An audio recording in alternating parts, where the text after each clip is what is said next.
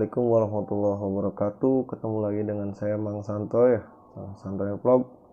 Kali ini Mang Santoy akan membahas tentang dampaknya kenaikan bahan bakar minyak BBM kepada pertanian ya, khususnya di Indonesia seperti apa nih dampaknya. Ya tentunya Mang Santoy baca juga berita ya, takut dibilang so tahu nih seperti apa. Seperti apa beritanya nih? Ya kita bahas bersama-sama. Baik, kita lanjutkan beritanya ya. Jadi di sini kita lihat beritanya. Dampak harga BBM naik bagi UMKM hingga petani. Nah, ini dikutip dari sini nih Bang Santoy. Jadi nggak sembarangan bicara ya.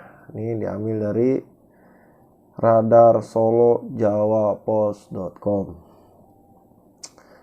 Sragen, kenaikan harga BBM bersubsidi membawa efek bola salju ke berbagai sektor. Pelaku UMKM hingga pertanian pun sudah ancang-ancang menyikapi ini agar tidak gulung tikar. Nah, Dwi Nurrohman sempat sumringah ketika mendapat pesanan telur nih dari Sragen ke Bandung ceritanya. Namun tiba-tiba dia kaget gitu, merasa bimbang karena harga BBM naik gitu.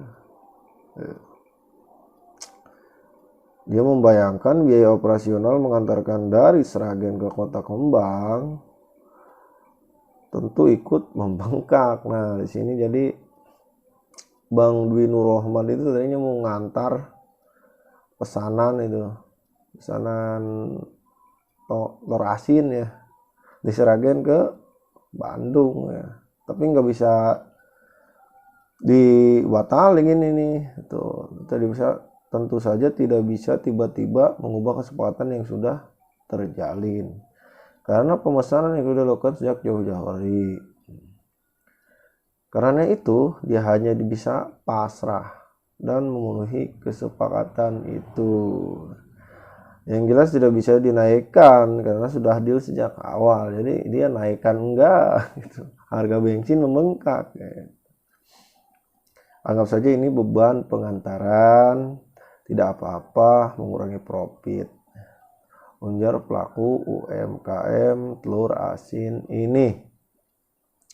Hal senada juga diungkapkan Ketua Kelompok UKM Gading Sukowati Asmadi. Dia mengatakan ada 200 pelaku UMKM di bawah naungan kelompoknya.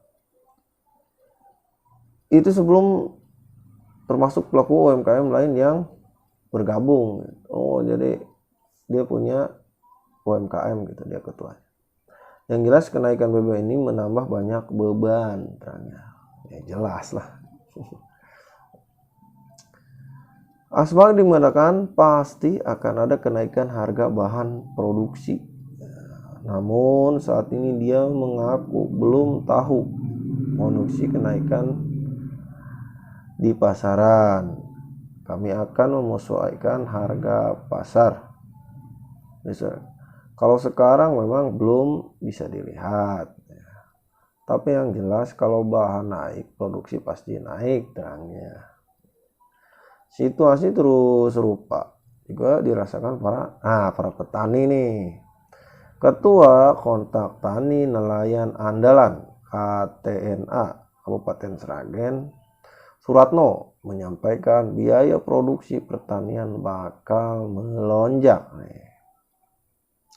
Seperti biaya untuk diesel per hektar sekitar Rp 1,6 juta ya biasanya gitu. Bisa melonjak jadi 2 juta rupiah gitu per hektarnya. Belum lagi biaya komben, biaya thresher dan biaya operasional pasti juga ikut naik terangnya. Sedangkan di lapangan hasil pertanian dipastikan turun. Oh, jadi kenapa? Seperti kedelai belum lainnya hanya panen sekitar 50%. Demikian juga dengan padi bakal turun karena faktor penyakit kerdil, sundep. Nah, situasi ini bisa dipantau di wilayah Sumber Lawang dan sekitarnya. Kalau produksi pertanian sudah pasti turun, sekarang tinggal keberpihakan pemerintah kepada petani seperti apa. Gitu. Kalau seperti ini, HPP harga pembeli pemerintah gabah harus naik. Suratno merasa tidak keberpihakan pemerintah kepada petani sejauh ini masih sangat terpinggirkan gitu petani itu. Soal BLT nih menyasarnya kepada pekerja formal bukan petani. Kenapa petani tidak terpikirkan padahal selama pandemi pertanian yang mampu bertahan ujarnya. Itu. Sementara itu dinas mana ini beritanya? Ntar dulu. Beritanya mundur.